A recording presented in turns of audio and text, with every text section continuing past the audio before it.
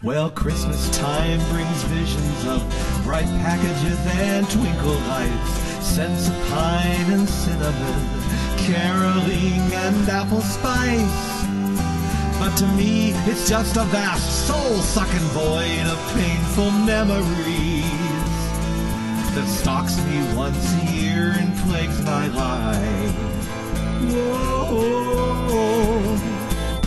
It all started when I met a girl whose name was Merry Christmas. What a painful contradiction that name was. Until she stole my heart away when she climbed up on old Santa's sleigh. But now her name's synonymous with slut. Well, Merry Christmas dumped me on December 24th. Right there by the Christmas tree, underneath the mistletoe. I was about to stuff her stockings well when she told me I could go to hell. And she left me for that fat old ho-ho-ho. Ha! You know, with a name like Merry Christmas, I guess I should have seen it coming. How could I have been such a blind and lovesick sap?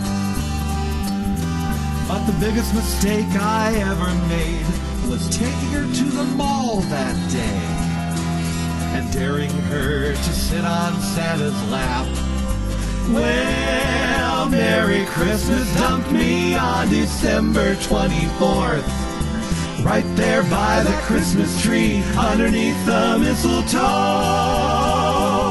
I had plans to jingle her sleigh bells, but she'd been humping horny elves. Yeah, she left me for that sorry ho-ho-ho.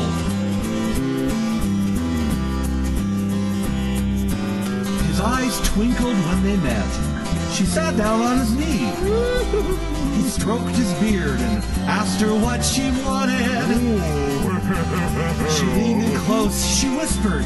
They both giggled loud and clear. And I swear, his belly wasn't the only thing that was chubby. Oh, Santa!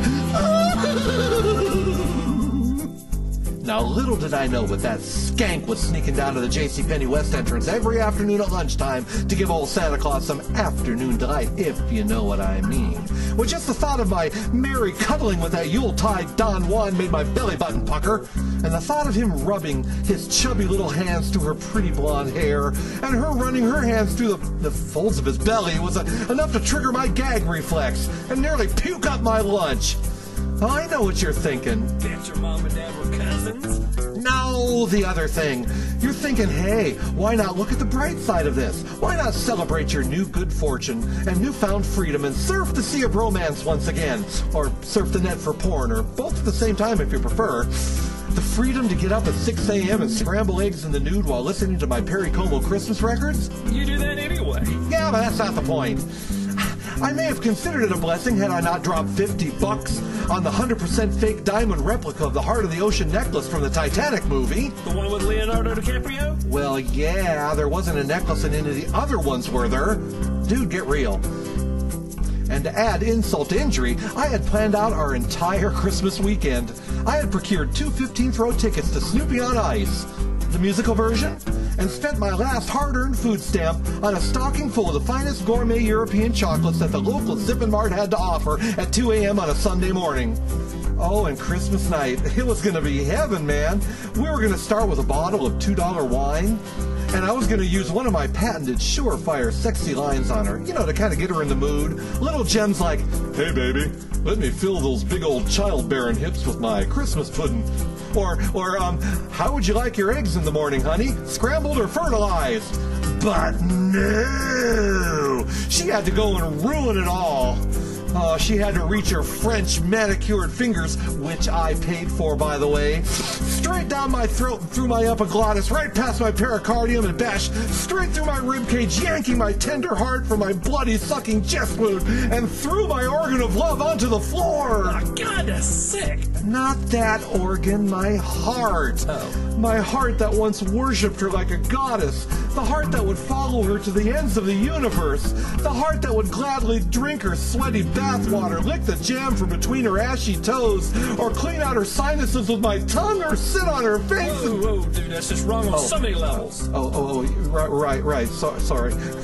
As you can see, I kind of get a little emotional about this, but damn, she left all of this for an obese 400-year-old geriatric elf who plays with toys and midgets. All I can say is I hope you get just what you deserve. I hope your ears grow pointy. I hope you have to spend the next century painting eyebrows on Barbie dolls in some polar sweatshop. I hope on your wedding night, as you gasp frantically for breath as you struggle and squirm from under his mountains of claws blubber, I hope that you discover the dark truth, the dark and horrific truth. Santa hasn't got testicles. He has frosticles! And how fitting for you, you cold-hearted, low-life, elf-sucking... Slow down, man. Relax. It's okay. It's going to be okay. But I'm not bitter. No, not at all. I figure, why get angry when I can get even? Oh, and I'm working on that overtime even now. Did you ever guess that it was me who gave your snowman his anatomy? Or set fire to your nativity as I sang Silent Night?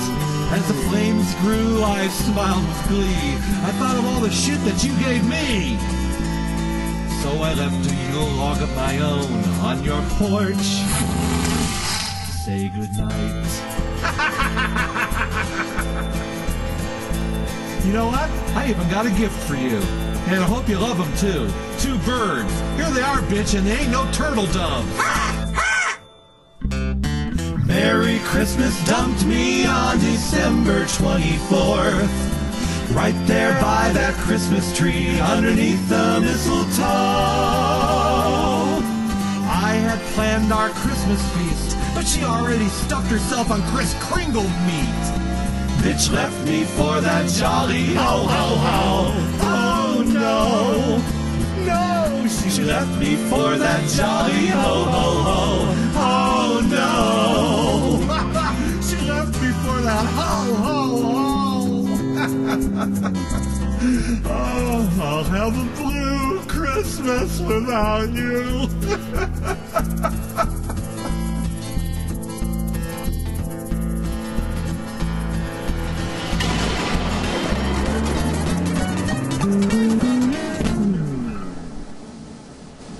Oh, well, I gotta get back to work now.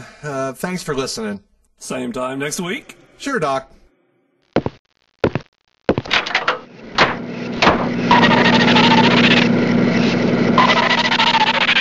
They did not cover this in elf psychiatry school.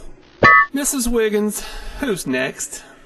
It's Santa Claus, sir. Oh, geez, the other half of the story.